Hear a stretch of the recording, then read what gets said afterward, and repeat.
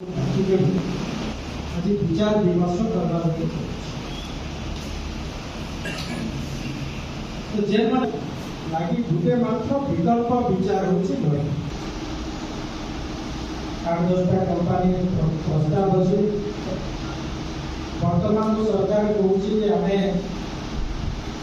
खड़ी mineral fund रे पैसा आसले माने स्कूल करवा कॉलेज करवा हॉस्पिटल करवा रोड करवा बीच सेवा परिवहन सेवा शिक्षा सेवा ये सब सरकारी बोलो नेता मान एवं बेकारी समस्या दूर है और दादव श्रमिक जन खटी जो शामिल है